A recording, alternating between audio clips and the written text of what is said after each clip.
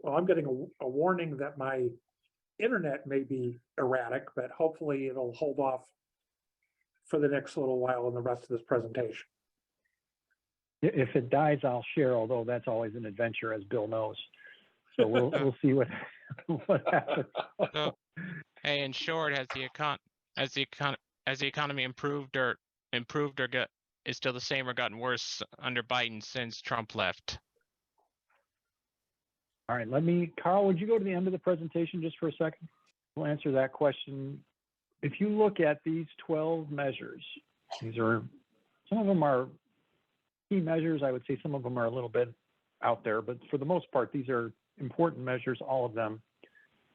10 of them are better since Biden started. 10 of the 12, that's in the lower right corner, the conclusion.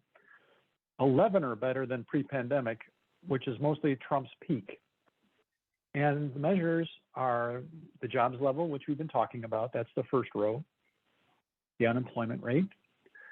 The number of jobs per unemployed, so how easy it is to get a job. Pretty important if you are looking for a job. The GDP per capita, we covered that one. The real wages, I'm going to get into here in a minute. The employment and population ratio, we covered that one for the 25 to 54.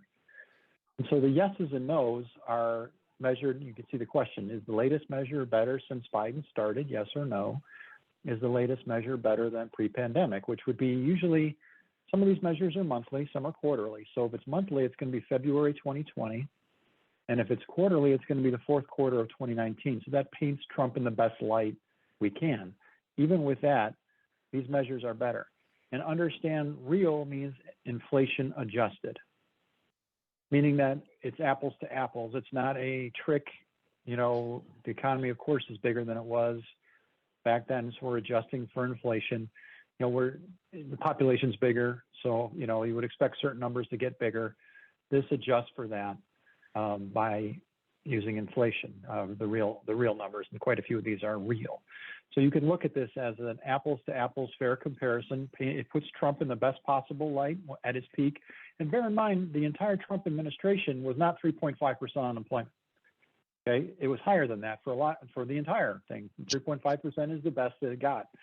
So you can look at all these different measures and say that Biden is way better. We're way better off than we were when Biden started, and we're way better off than when Trump was at his peak. So how much of that? So how much of that can you attribute to policy versus the general trajectory, the economy he inherited? And that's Carl and I will tell you that, you know, as much fun as it is to play this game, that the economy does what the economy is going to do, and the presidents have a marginal impact on it.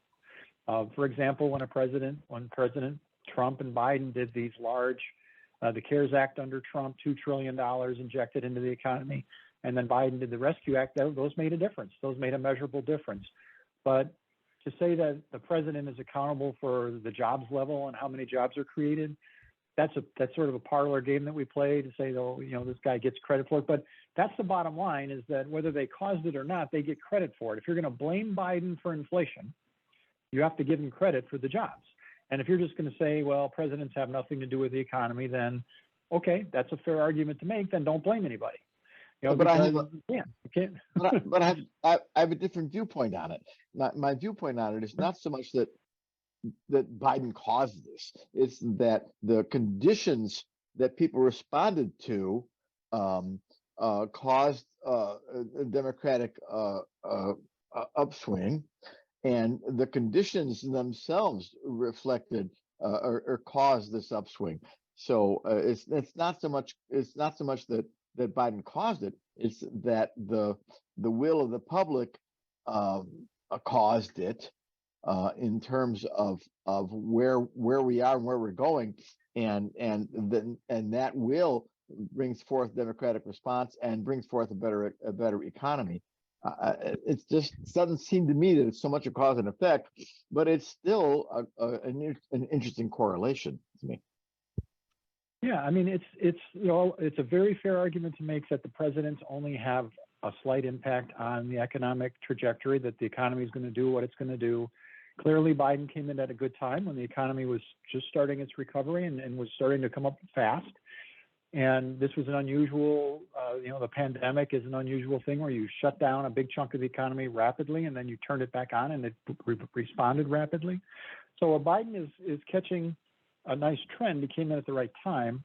But again, and I'm not saying you personally, I'm saying if the media is going to blame Biden for inflation, then they have to give him credit for the incredible labor market. And they have not done that. And as we'll talk about here in a little bit, they often just ignore the fact that wages have outgrown inflation and for those production and non-supervisory workers. And that there's an incredible amount of money that people have saved up because they didn't spend on services during the pandemic. And they got the checks and they got these big wage gains. The people are in, on average, people are, and not just average, but even within individual groups like the first, the lowest income group and the next, they have a lot more money than you would expect. And we'll cover that when we go through this. It's just the amount of negativity that's in the news about the economy is really because inflation has hit. People feel pain when they go, every time they go to the gas station, as Carl's pointed out before, or every time they go to the store, they feel pain. They say, wow, look at these higher prices. And they don't think, yeah, but I got a 15% raise on average for over the last 2 years too. They don't equate that, but that is the truth on average. And that they don't say, well, I got so much money from these government checks that I still have in the bank because I haven't been spending the way I used to, that I'm in a better financial position than I've ever been. Some crazy percentage of people think we're in a recession right now. And we're at the top of a fantastic economic peak. So anyway, to that question, we're going to put more color commentary around that. I just wanted you to know this chart is in here, that Biden's got a lot to be proud of relative to Trump's peak or when he started. And we'll give you some other slides that Biden's been sharing as well that are really handy to have. We usually include those in that last section. We call that the the take action section, where you can share a lot of those very easily. You can share any of these slides that you want, but some of the ones at the end I think are more impactful. So let's talk inflation and wages. And just note, because of the timing of this, because we're having this meeting early in February, we don't have the January inflation data yet. So the stuff I'm going to be sharing with you is apples to apples through December. I'm going to be sharing the December wages with the December inflation so that you can get an accurate comparison, a calculation of real, which is the apples to apples kind of comparison. We won't be able to do that until, I think, what is it, Carl, usually around the 12th or 13th of the month we get the inflation? Well, you get CPI inflation about the second week of the month, and you get PCE inflation the last week of the month. Right.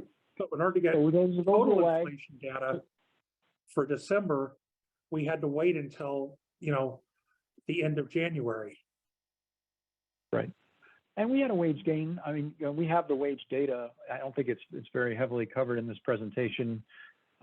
This is really the December to December inflation and wages. So we have the latest comparison of the two. But, the wages were up again in January as well. Okay, you ready for the next slide? Yeah, let's keep going. All right, so it's really, inflation has been a tale of two halves this year. If you look at inflation in the first half of 2022, it was 10.6% annualized rate. That's where that dotted line is there on the left-hand side. That's January. There's December in there too, but that's not part of the math. January through June is where that dotted line is on the top left. And then the lower, on the right-hand side, you can see the complete difference in the second half of the year, July to December, where it was a 1.9% annualized rate on average. So almost, north of 10% down to less than 2%. Now, obviously, the Fed is going to love that right-hand side more than the left, so do consumers. That's very good news that inflation has come down, but it's amazing how it's been sort of this clean break in the middle of the year down to this very low level. In fact, in July, when you see those blue lines that are below zero, that's deflation, meaning we actually had the price level on average fell. And it's not what's called disinflation, where the inflation rate slowed. That's what's happening overall. It's deflation, price level dropped versus the prior month. And we had that happen twice there and in December for the CPI all measure, the blue bar. And then the red is the core, which is a little bit more stubborn, which has food and energy outside of that. It's mostly driven by rent. And that one has been the one that hasn't come down as much. But the core, but the overall inflation, because it's got energy in there, it's got gas prices, that's been much lower than the first part of the year. And we'll dissect that for you here. Keep going, Carl. All right, this is the 3-month rolling average. So you only see the average of the monthly change. So like from November to December is the latest measure that's on here, but it's a rolling 3 months. So it's what was the change each month. So December versus November, November versus October, October versus September, et cetera. So the 3 latest months, each point is the average of the latest 3 points. That's called a rolling average. And for the core, that's a 3%, 3.1% annualized rate. And for the CPI all, it's only 1.8%. So you can see how it's come down. That's really what we're doing here is taking that monthly average times 12. Technically, if you annualize something, it's a little more complicated than that, but it doesn't give you a much different result. So just keeping it simple, we got about 3% core inflation, excluding food and energy. That's the brown line lately. And CPI all is at 1.8% under the Fed's target. So that's a very nice, that's where you want inflation to stay. But keep in mind, that is, inflation is still, the price level is still well above where it was back in 2019. It's just lately that price level is increasing at a much slower rate than it has been. Keep going. Just a reminder that the Fed's target inflation rate is not the CPI, it's the PCE, which we'll see a little later in this presentation. That's right. This is the number you hear in the news a lot, and it's often misreported. The headlines do a terrible job of reporting this. This is how much the price level has gone up versus a year earlier. So when you see a headline blaring, inflation was 6.5% in December, no, it wasn't. Inflation was actually close to zero or negative in December. There was, the price level though is 6.5% above where it was a year ago. Very important distinction, which the media has utterly failed to make in many cases, because that headline looks really scary, right? And people are going to read it. 6.5% inflation in December. Whoa, it's not. If they said inflation is not an issue in December, then people would not read. So that's the CPI all, and it's down. You can see it's been falling since June. And then the CPI core has been kind of moving in this range close around 6%, right? That 6% line has been sort of moving like a sine wave around that number. So that inflation rate hasn't really been dropping off. And that's probably where the Fed is more worried about it, and that is heavily driven by rent. If it wasn't last meeting, it was the one before. We did a deep dive on the rent and talked about it in more detail. The idea is that the way the government measures rent includes a blend of old rents and new rents. And so it takes a while, if the rent is falling, it takes a while for those falling rents to sort of become all that's in there. So right now you've got the government statistics have a blend of old and new rents. Some of the what they call real-time data or monthly data that comes out from different private entities is showing that rents have been falling, where the rate of inflation on rents is getting closer towards zero. It's not these giant rent increases that we saw. And so that data has not gotten into the BLS data yet, but it will. There's the lag. I've seen different estimates of it, 3 to 6 months lag before those things start to show up in the numbers. So it'll be a little while before we see relief on rent, but it's coming. And that should help get the core down, but that isn't happening yet. So let's keep going. This is the inflation in specific areas. And all those numbers that have a month at the top, so June through December, are showing the rate versus the prior month. So the December rate is how much more prices were in that area versus the prior month. And then you have the 12-month, the year change, the increase in the prices over a year in that last one on the right-hand side. And that's where you see that 6.5% shows up over there. December was actually, the all items you see at the top row there was negative. We had another month of negative inflation, and the July number, if you go over to the left there, was zero. they averaged it. They are only reporting to one decimal place. When you look at two decimal places, it was actually a little bit negative as well, as I showed you on an earlier chart. So you can see here the good news is the energy is that green in December, highlighted in green. Those numbers are all falling. That's what's really helped lower the CPI all. Hasn't helped us with core. Remember, energy's not in there. Food is not in there. Food has still been going up, and those are pretty hefty monthly increases, but it's better to be at 0.3 than it is to be, you can look at the other months were much higher. If you look at that second row, food was 1% increases every month, and then they've been falling, and now they're down to about 0.3 in December. So that's good news. Let's hope that continues. As Carl mentioned earlier, the gasoline prices have been going up lately. And I mentioned that if these guys are doing a middle of December to middle of January comparison when they report the January figures, it's about a 3% increase. Clearly, that's for 1 month. If you did that times 12, that would be a very rapid annual increase rate. But let's hope that that is just fluctuating sideways these days. We'll hope. And down toward the bottom, those things are not remarkable for the most part. You don't have really large inflation except for shelter.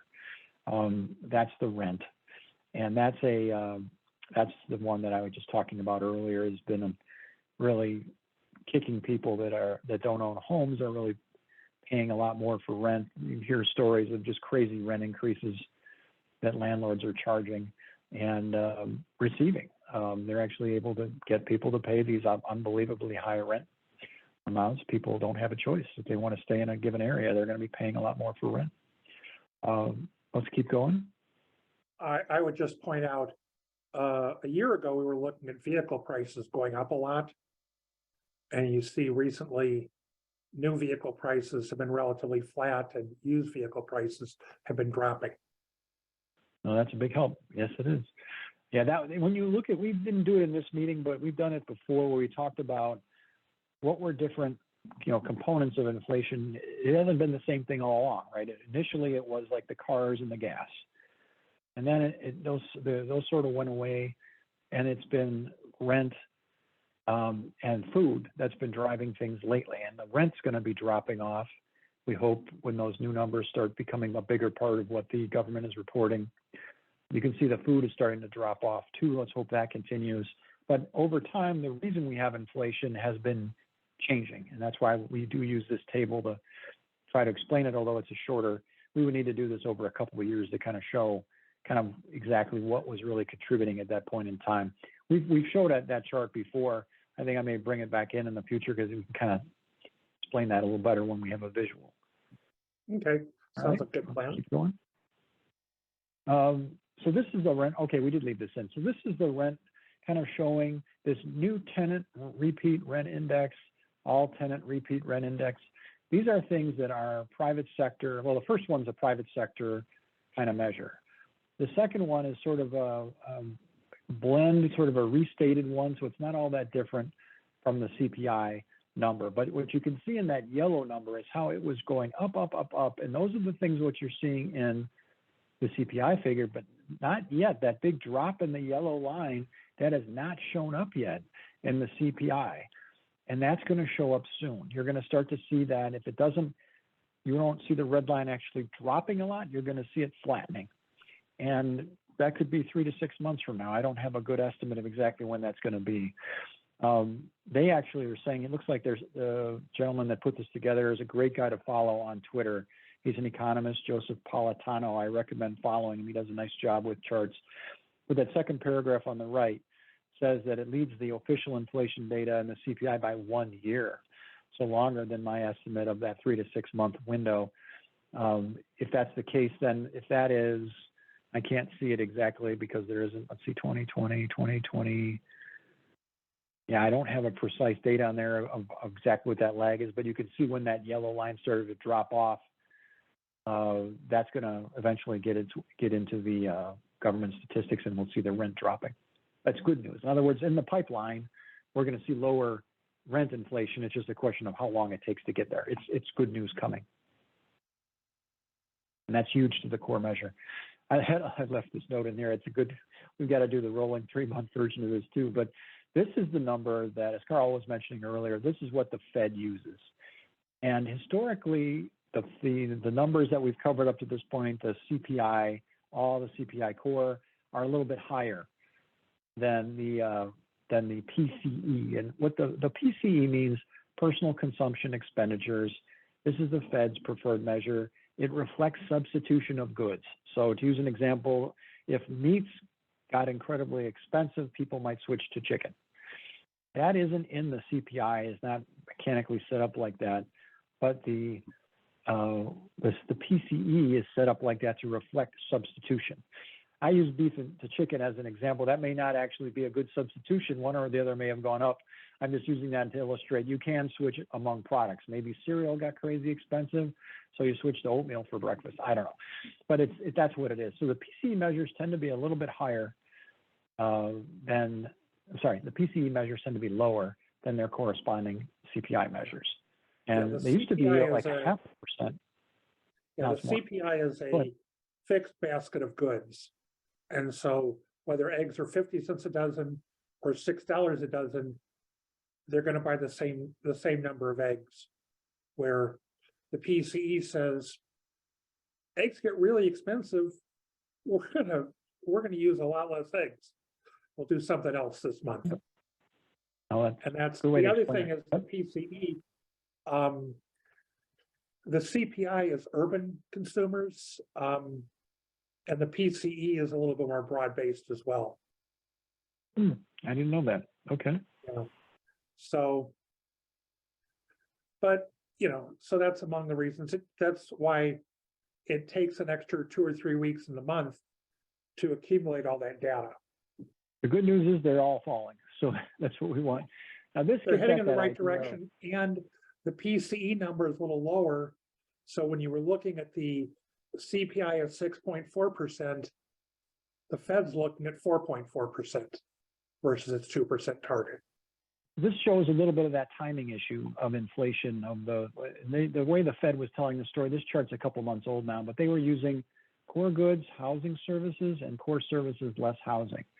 And so when people were staying at home, they started buying a lot more goods instead of buying services. And so you had inflation in goods initially, like cars, and other core goods, durable goods. Then that went away and services started to jump. And then more lately, the rent has been consistently sort of going up too. And so they show kind of these three lines to see it. And you see the red line dropping off, the core services, less housing, kind of moving sideways. And then the light blue line, the housing service, is still going through the roof because those real-time measures haven't hit the government statistics yet, but they will. That's kind of the inflation story if you look at it timing-wise in the last couple of years. That right-hand side part of that chart is the part that really matters.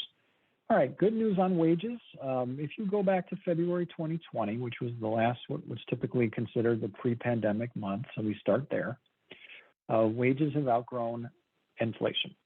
This is a carefully guarded secret. And these are wages of the production and non-supervisory employees. The media and the Republicans have been hammering the point that over like the past year, that hasn't been the case, and that's true. But when you look at it over time, we are in a better position now than we were in the wonderful 2019 economy, which was a fantastic economy. 2019 was a great economic year. The wages have grown 16.8% since then. The CPI up 15 and the core up 12. So you have more purchasing power. Workers on average have more purchasing power now than they had in 2019, despite inflation. That is something that you do not hear anywhere outside of our presentation, but it is absolutely the truth. Keep going. Well, and I would also note that if you compare it against PCE inflation, wages have gone up even more versus PCE inflation. Right, that's true. If you can substitute, you're in even better shape. That's because wages have gone up tremendously for these workers. This kind of breaks it down to show which groups have seen the largest gains. And this is these are annual increases, so not what I was showing before. This is a 12-month average. And this is going all the way back to 2010. So what you can see, though, is recently, since 2021, let's say, or 2020, you can see that the first quartile, the dark blue line is doing the best. The second quartile right below that. Overall black line in the middle, third quartile purple, and then the fourth quartile. So the higher your wages were, the slower they've grown.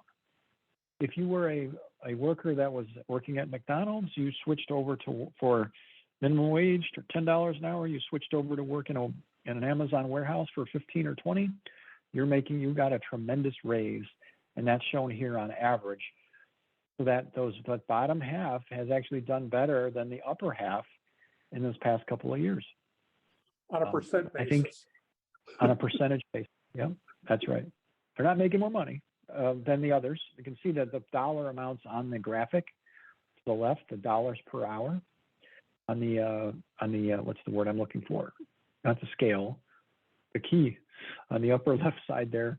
You can see their amounts, but the percent increase has been significant at the bottom. All right.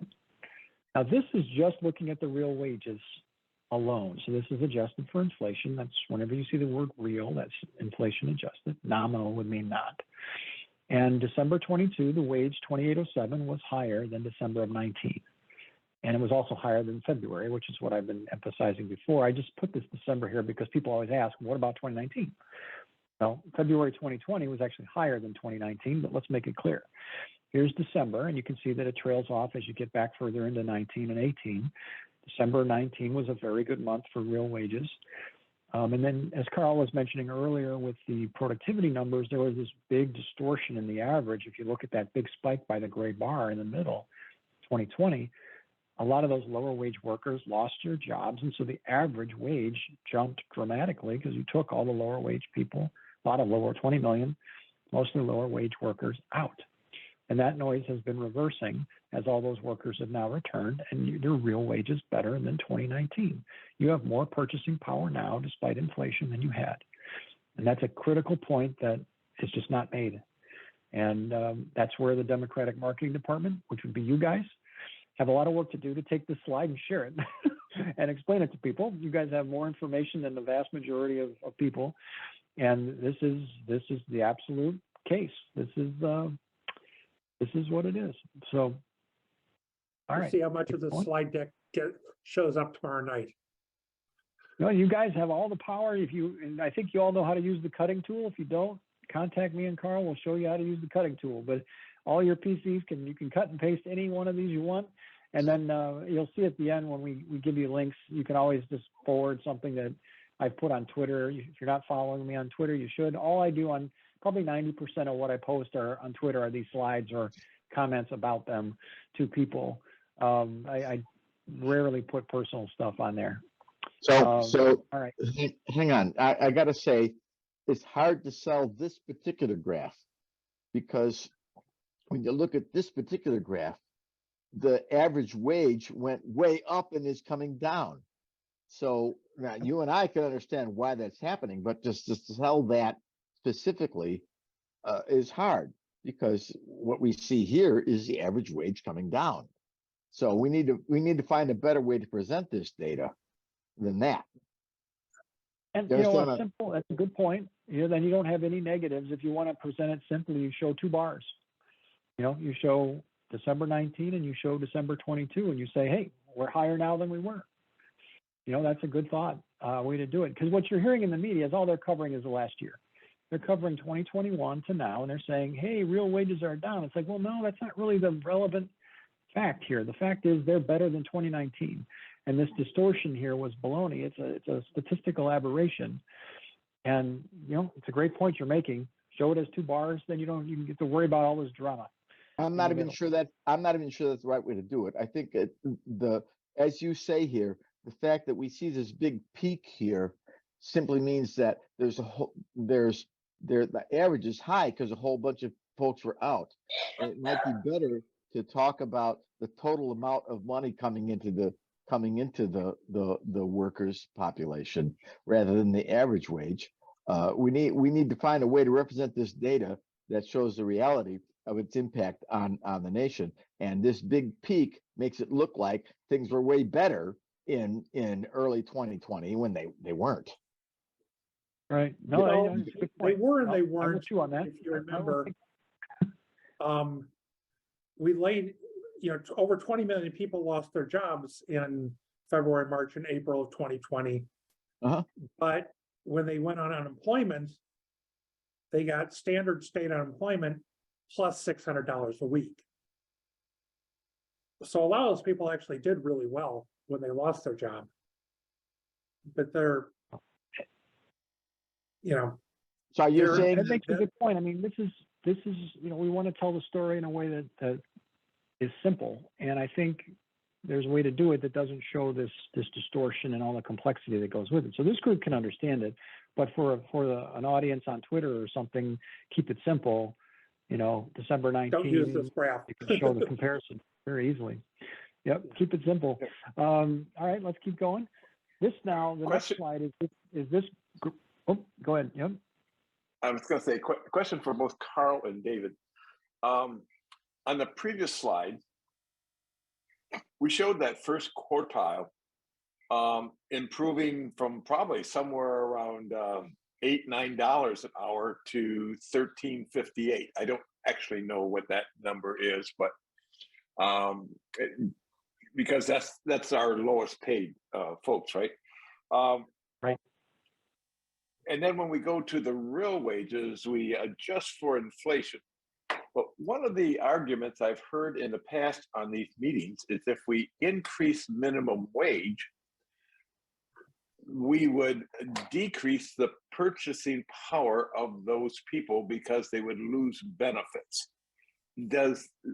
How does that impact with the conversation here? Did I explain that correctly? Probably not, but okay. No, I mean, if you raise, in theory, this is what the CBO says, and this is something that the liberal economists like Krugman and others really hated that the CBO says this. If you raise the minimum wage, you will put some people out of work. The employers will figure out how to go with, if they only have X dollars to spend on labor, they will spend X dollars on labor. And if labor is more expensive, that will be fewer heads that they have. And the CBO puts that in their estimates and analysis. And that is what Carl and I tend to use in these meetings, although we will share that there are alternate viewpoints around that. So but the benefits idea that if you raise the minimum wage, people will lose benefits. If the way that could happen would be if the employer says, I'm not going to cut heads, but again, I only have so much money to spend on employees, so I'm going to give them less benefits. That is certainly a possibility. Now, the CBO doesn't do it that way, as far as I remember. Their analysis of the minimum wage usually says, if you raise the minimum wage by X dollars, you will see the number of unemployed go up by $X, or you will see fewer jobs created. They look at it that way, but they also give you a pretty wide range. If you don't move the unemployment rate by very much, they won't indicate much of an employment impact. It's when you move the unemployment rate, the minimum wage. If you move the minimum wage by a lot, then they will have a fairly significant impact on employment. There's another issue, that's what David. I would say. Oh, sure. David, there's one more issue on this, and that is where you have very low paid employees at or near the minimum wage or the practical minimum wage, which might, like in a state like Illinois or an urban area like this, people are probably not. There are not a lot of people right at minimum wage, but the issue I'm bringing up is that you can slam into the breakpoints on public benefits and SNAP and things like that. And then you make $1 more and you lose the whole benefit. They're not incremental. This is a problem somewhere maybe in the $20, $22 an hour range, because you go over like that point at like $43,000, $44,000 a year, and you lose essentially all of your Medicaid, SNAP, Okay. right, and financial supplement. Yeah, Carl, benefits. That can talked have a about slope that, much yeah. greater than 1. Right. Carl is an expert on this. He has talked about this before. These benefit cliffs, right, Carl? Yeah, and it's not really employers cutting benefits, but you run into benefit cliffs on government provided benefits. If you're, and I don't know what it is right now for What I was talking about. It's Medicaid, for a single person making over, $15,000, $16,000, $17,000 a year, you no longer qualify for Medicaid. Couples with kids have higher cliffs where you lose Medicaid benefits, but they do exist. SNAP likewise have benefit cliffs. Earned income tax credit, child tax credits, all of those things have reduction in benefits the more you make. And so you effectively have, and I looked at it, the CBO looked at this like 5, 6, 7 years ago. The effective tax and loss of benefits rate for lower income people was upwards of 60, 70, 80%. I'm glad you knew the name of it because I couldn't think of it, but you hit on exactly what I was trying to bring up. Yeah. No, that's right. The benefit, we'll dig that slide up. We've shared it before. It's been a while. It's a benefit cliff slide that shows kind of where that break point is for people. And it's complicated because you have so many different benefits that have different targets and thresholds on them. But it's a great slide that kind of gives you a picture that shows, as your income goes up from your minimum wage increases, you don't necessarily end up in a much better place because you're losing other things. There's a trade-off. And how that trade-off, the way to do it is if you're going to raise the minimum wage the right way, you have to raise the thresholds. Those benefit cliffs, you have to raise the dollar amounts there. And that is not a lot of them aren't even indexed, let alone tracked. Yeah, they would need to be moved along with the minimum wage to avoid some collateral damage. I think a lot of people on the liberal side don't understand that. They just like minimum wage hike, raise it, raise it, raise it. It isn't always the best way to help people. There are better, I'm for it. I think we should do it, but that we should force the benefit cliffs up is the right way, I think, to do it. Yeah, there you go. I think that's the one, Carl. Yeah, this is That's one a of great them. chart. It takes a minute to understand, but it's the really good. effective, after-tax income for a hypothetical single parent with one child in 2016, effectively had after-tax income at zero income earnings, effective 15,000 at 15,000 in earnings, which is the minimum wage. You're up close to 30,000 in effective earnings after all the benefits. And what you see is as your earned income goes up from 15, minimum wage to the 15 an hour, the after-tax and benefit income went up only a little. And actually goes down a little bit as you go from 30 to 40, it's relatively flat. And then above 50,000 a year, you effectively have your after-tax income isn't really affected by benefits anymore. So this is what we're talking about with the, raising the earnings, and it's a concern as inflation affects people and brings up the earnings on this scale. Even if real income isn't going up, you're going to be losing benefits, and so you may be losing a little bit on that scale. Oh, that's a great one. All right. So the takeaway from that is that there is a number where things becomes better for the people, even though they're losing some of their benefits. But overall, it's a huge savings to the country, as people don't have to resort to those benefits. Huge savings on those benefits on our budget, I would assume. You shift the burden to corporations, right? Yep. Yeah, the Right. government is carrying a lot of those benefits that corporations are not providing. Yeah. Unless people lose their Wages. jobs, in which case they don't pay taxes, and then they have benefits at the Yes. far left end of that scale. And so I All right, let's you know, keep going. yeah, So the real wages now, the slide we just showed, this one is the past couple of years. Let's keep going to the next slide. This one shows the history going all the way back to the 1964. And you can see that real wages have traveled between these peaks. This is in 2022 dollars. So they are, once upon a time, we hit 28.14, and we never hit that again for 40, almost 50 years, until in April with that distortion, the real wage jumped to 29.24. That was the peak. And now it's down to 28.07, which is very close to that all-time peak. When you do the analysis here, and it's in the notes above, the real wage now is about 96th percentile, meaning it's higher than 96% of the monthly observations going all the way back to 94. And you can see that here. This idea of percentiles has been kind of interesting to me over the past few months. I've been thinking in this term because people say, how good is the economy? Well, the real wage is 96th percentile. It's better than 96% of our history. That's an A grade, right? If you got 96% on your test, you got a solid A and you were happy as heck to get the 96 most likely. And that's where we are right now.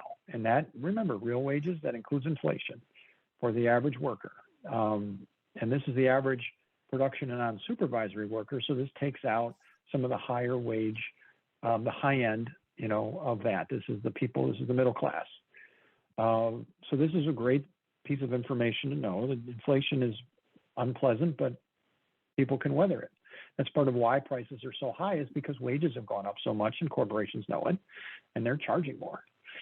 It's just that wage price spiral concept of if everybody knows wages are up, then they're going to raise prices. And so it's tough to get real wages up, but real wages right now are very high. So it's a good time to be a worker in theory. This is where you want to be, at the top of the range. I would You look at the middle 90s down there, it wasn't so good. So, interesting. Maybe in the next couple of months we can, split this out by gender.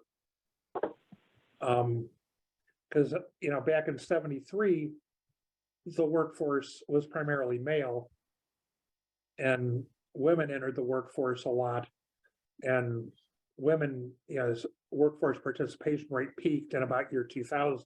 mm-hmm. And so, I suspect some of that slippage between 73 and 2000, or 73 in the mid 90s, wasn't that men were making less in real terms. It was just we had more women in the mix who were making a fraction of what men were making. And now women are making great point. Yeah. bigger fraction of what men are making. And so I'd be interested in taking a look at it that way. Maybe in the next couple of months we can try and flesh that out. Good thought. Okay. So this last few pieces of data here we'll go through. This gets into the financial position of individuals and some miscellaneous slides. This was the latest Fed forecast from December. So you guys, we've covered this before. The Fed said interest rates are going to be higher than they thought. The unemployment rate will be higher than they previously thought. GDP growth will be slower. And what this is interesting about this is that those things are not consistent, meaning you would think that if you've got higher unemployment and slower GDP growth and higher interest rates, that you would have lower inflation, but they actually raised their inflation estimates from where they were before. Just they felt that relationship of inflation to the other variables, just the inflation was more aggressive than it had been before. At least that's how they're forecasting it. So when you compare the old forecast to the new, that's what those rows are that are next to each other, like the September projection versus the latest. You'll see how they change their forecasts over time. They just said, inflation's worse and tougher to deal with. This is inflation expectations. This is a really nice measure for the Fed. It's daily. And it says, here's what investors are expecting inflation to be. And the way they measure it is just the difference between Treasury security and an inflation protected security. It allows you to analyze the differences, which right now is about 2.2%. Actually, this is a little bit older. As of just January 13th, I did this slide. those expectations were at 2.2%, and that is great. The Fed wants to see this back down under 2, and it's close. And it's been falling, so that's going the right way. And then you can see the Fed interest rate all the way up to about 4.3%. Now that's their short-term rate. Let's keep going. This is the Fed's balance sheet, and you hear about this is the bonds that the Fed has bought from the private sector and is sitting on its balance sheet. So these are Treasury bonds, and these are housing-related bonds. Huge increases in the crisis. So in January, February, March, April, you see these giant over $1 trillion increases in their balance sheet. Their balance sheet total, I think, is about 8 or 9 right now. I've got to look at it. But and now you see lately, after about June, that they're actually going the other way, which they said they would. They are a net seller of bonds, which is something that slows the economy. Let me make sure I got that right. If they are buying bonds, that is injecting money, yes. And then now they are selling the bonds, taking money out of the economy, slowing it down. So this is another way the Fed acts, is to be a net seller of bonds. And that's what they've been doing the past 6-7 months or so. This is the real net worth of the bottom 50% household, which is up 52% under Biden. And we don't have the fourth quarter stuff yet. This tends to be, you get the prior quarter at the end of the quarter for this, but this is tremendous news. This is mostly driven by housing. The bottom 50% does have a certain amount of wealth in real estate, and that has been going up. And so that's why. And so it's a little bit off the peak. You can see where it says under real, it says down about 0.3% versus the second quarter, but up tremendously.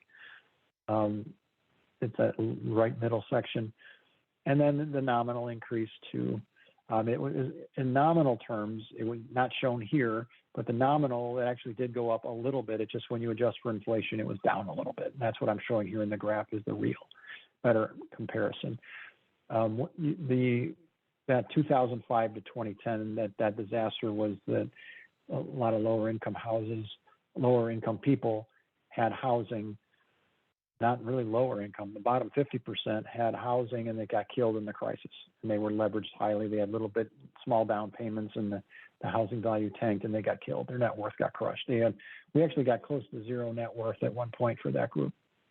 It was a horrible disaster. For now, that's been reversed and growing like crazy.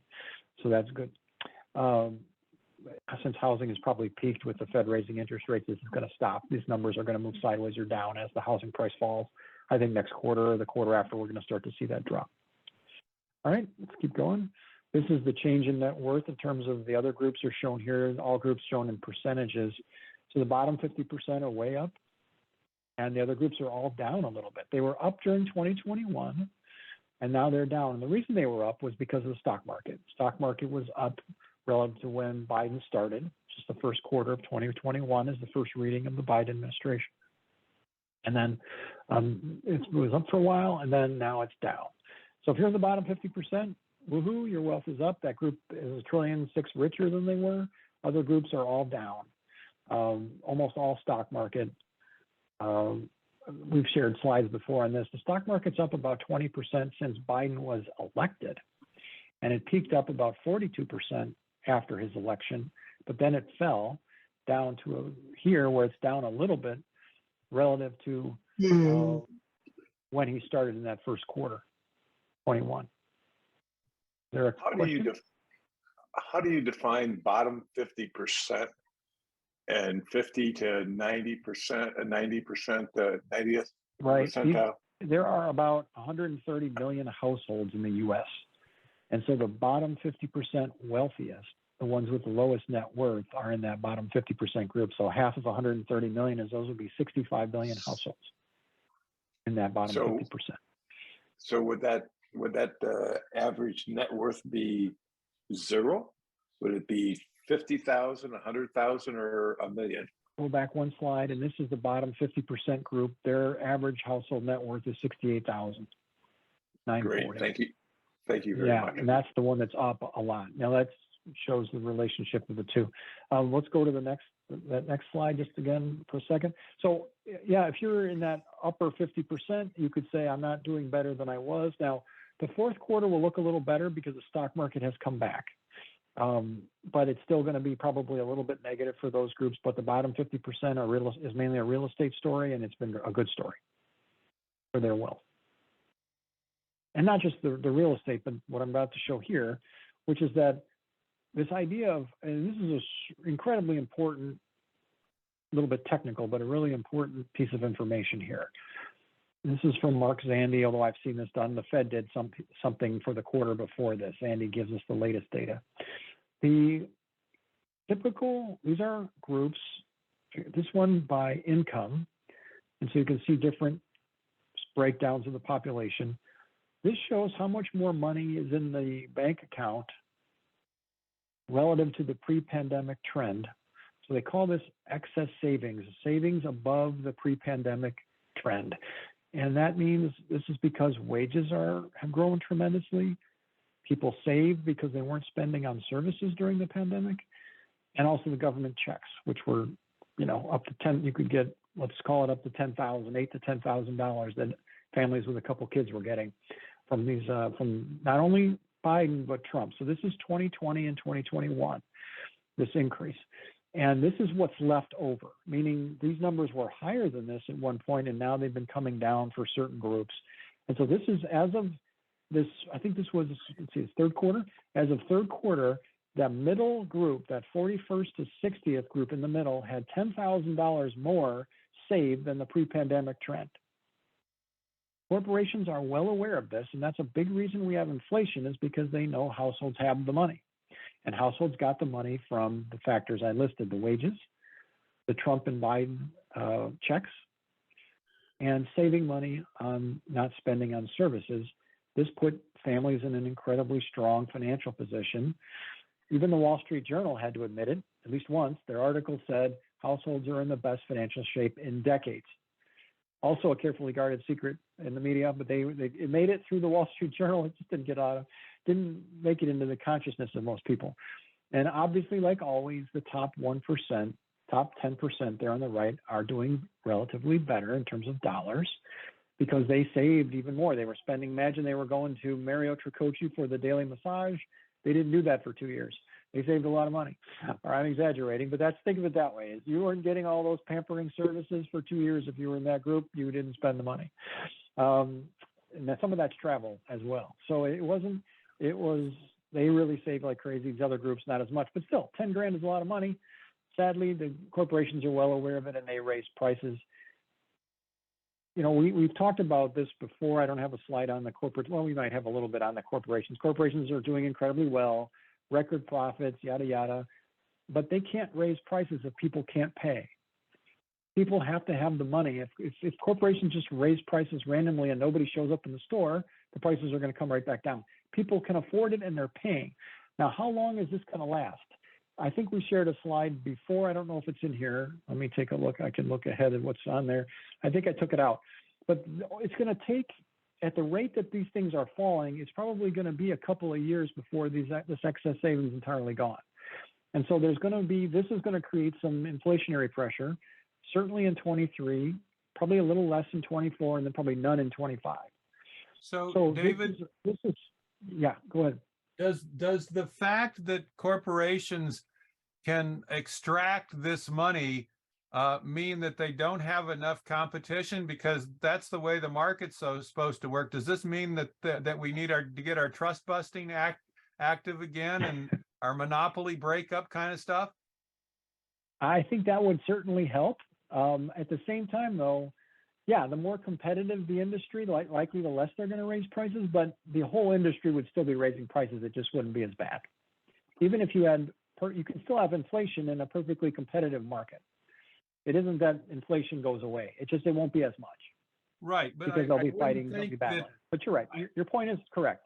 Yeah. You wouldn't think the inflation would be because they could get the money if they wanted to raise their price, because then the customers would go to the competitor. I mean, I don't, unless the quality is better or some other reason, easier convenience or something, I'm sure I'm not the only one in this Zoom session who, given identical choices, would pick the lower cost. Right.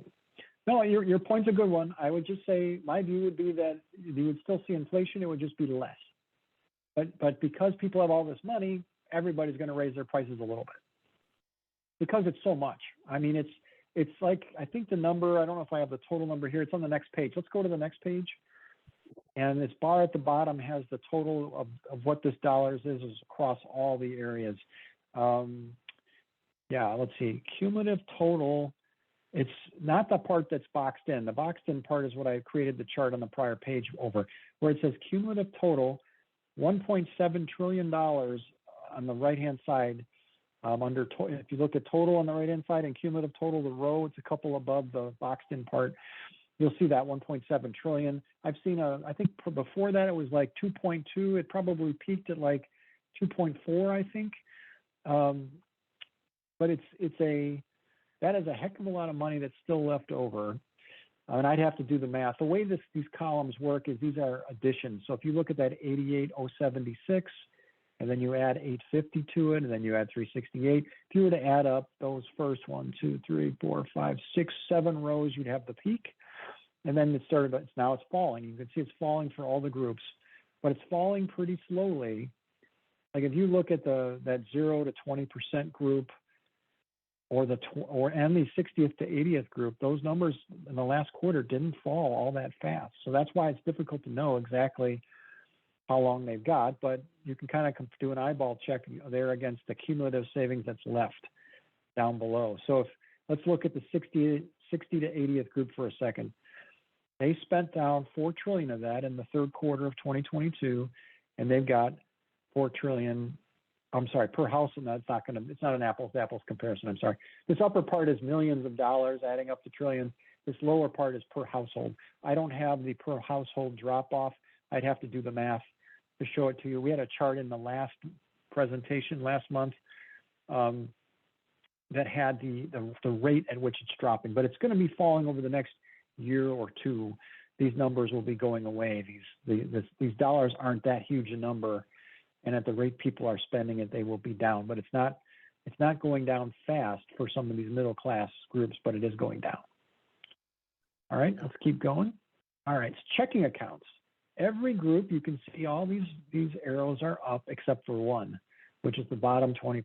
Their checking accounts are down. And it's billions of dollars.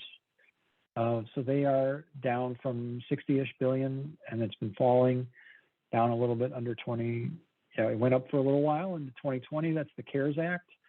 And then it's been falling since then. Even with the Biden Recovery Act, you got a little spike there. It didn't really solve the problem. And then this is, other groups though are all happy. So if you're the bottom 20%, you're suffering. This inflation is kicking your butt. It's draining your bank account. Other groups, it's not. At least from this data point. All right, just another miscellaneous slide in here. Republicans are making a lot of noise about how immigrants are running over the border and how there's millions of immigrants everywhere. One thing we have is the jobs data, the jobs openings were up tremendously this month.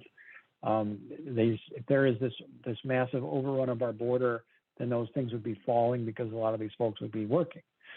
And they would get fake IDs or whatever they need, or the employers wouldn't look and they just hire them.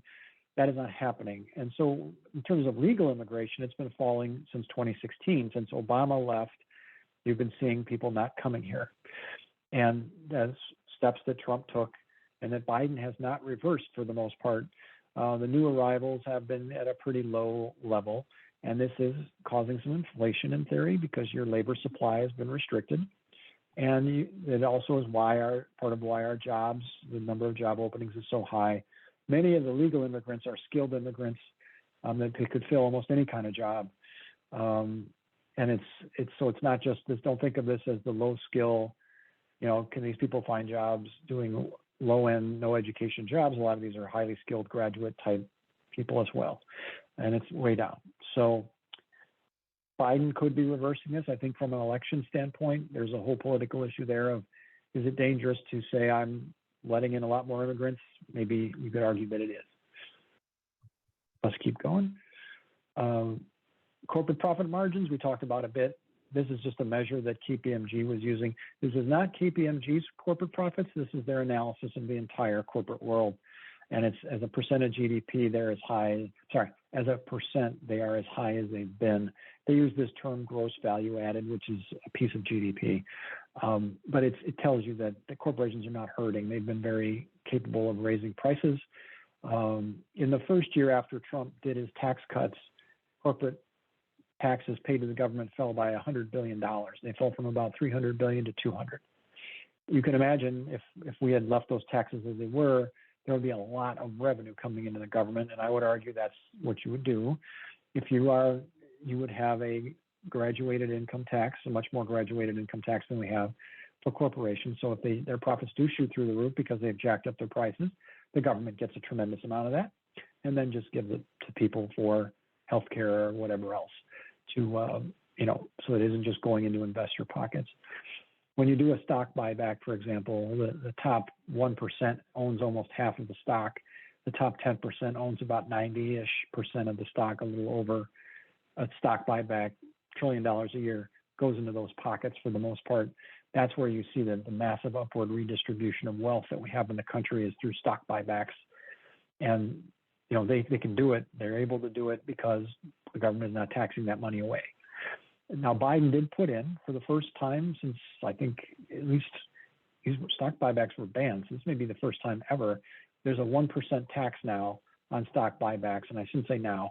Yeah, I think it's now. It started in 2023. There's a 1% tax on stock buybacks. It should be a lot more, I would argue, but at least the government's going to get a piece of that. But it's just it's a token measure at this stage. It could be a lot higher, but at least it got put in and has not been blocked by the Supreme Court. I am not aware of any litigation right now against it, though it's probably out there somewhere. All right, let's keep going. All right, so take action. Ed had a good suggestion about how we might do the real net worth. We call this Carl's favorite slide. And Carl, do you want to cover this one? I can help you with any numbers if they're not, but this is a great idea you had. Basically, if you remember back in the Trump era, starting in the summer of 2018, Trump was saying we had the greatest economy ever. And so if we compare, August 2018, the second quarter of 2018 numbers versus the latest Biden data, so Trump's greatest economy ever versus currently under Biden, we see that the unemployment rate is lower, the number of jobs is higher, real GDP per person is now higher, the employment to population ratio is higher, real wages are higher, real net worth for the bottom 50% is substantially higher, real net worth for this 50th to 90th percentile is a little higher, and the stock market's higher. So we're seeing, versus Trump's greatest economy ever, the current Biden economy is better. Yep, and the question came up earlier, so we covered this slide already, but if you look at a couple other periods, you look at the Trump peak in the February 20 or Q4 19, and then the Trump starting point, the Biden starting point, and you compare that to the latest data, and we're better on 10 or 11 of those 12 indicators. We've got our record-breaking economy. These are a couple slides that Biden has released. Well, the one on the left is Biden. I'm not sure where the one on the right is from, but the one on the left is, you've got that little White House indicator. It's one of theirs. And these are the kinds of bullet points I think he's going to cover in the election. And you can just, right-click on these things and drop them into Twitter or into your Facebook or wherever else to kind of cover this. But this is there's just plenty of good news that can be shared. And I'm sure if he's smart, and I'm sure he is very smart, he'll do this tomorrow. There's going to be a whole State of the Union. There's going to be a series of these slides that are going to be issued along with the State of the Union. And I'm curious to see how they sell a lot of the points that we've been sharing with you. And he's got a few good ones in here as well. Like the lowest unemployment rate in 50 years is a fantastic talking point. There are some other good ones that he's got in this, but these are some easy things to share. Keep going. And I think, do we have any more of these? I think that's the last of them. This one is just, you can click on these if you've got the original, the PowerPoint version of this, you can click on them and you can see an article from the New York Times on how much better the Democrats do than Republicans. There's one bunch of Twitter threads that I've got that you can look at that have a lot of these slides in it. You can share those with a click or two. And then there's a Wikipedia article that covers how much better the economy does under Democrats. I helped write that, and there's a lot of sources in there that you can get to. If you don't want to quote the Wikipedia article, great. Pick one of the sources that's in there and drop that in there. There's also an article that still needs a lot of work, but I helped write the economic history of the different presidents, and so there's similar to this going back all the way to Clinton. I've helped write, and this one's on Joe Biden. It has a lot of his latest data in there. I've got to update it for the January employment numbers, but maybe that'll be my chore for late tonight or tomorrow. It's get some of these numbers in there for the State of the Union and do that. But this is a lot of great news on the economy and easy to share. And it's a great story for Democrats to tell. We should not be the ones. We should always poll better on the economy than Republicans. There is no reason for people to vote Republican for the economy. If you're a top 1%er and you want to do it for the lower taxes, then you could make the argument. But at the same time, even the stock market does better under Democrats, and so they probably lose out. A really rich person would do better under Democrats because they'd come out ahead. The tax cuts will probably not offset the gains they get in the stock market from Democrats, the incremental gains. So there's if you do follow me on Twitter, or even if you don't follow, if you know Twitter, there's a pinned thread at the top of my name, and that is the economy does better under Democrats. You can always get that presentation right from there. If you ever need it in a pinch, it's right there pinned to the top of my Twitter account, and it will be there indefinitely. So for a long time, has been and will be. And Carl and I update that presentation every now and then, but we really haven't. It really doesn't make sense to update it until Biden's been in office for a little bit longer, probably through the end of his first term. And those numbers will get even better when you add Biden in. Almost all the numbers are going to look better because we're adding really good news for Democrats, especially job creation under Biden's been the fastest of anybody. All right. I think that's all of our prepared remarks. A link to tonight's presentation, if anybody wants to grab that. It's also in the RSVP link for this meeting, which, since the next meeting looks like it's going to be March 6th, it'll still have this link. Yep. Any questions or other things before we adjourn?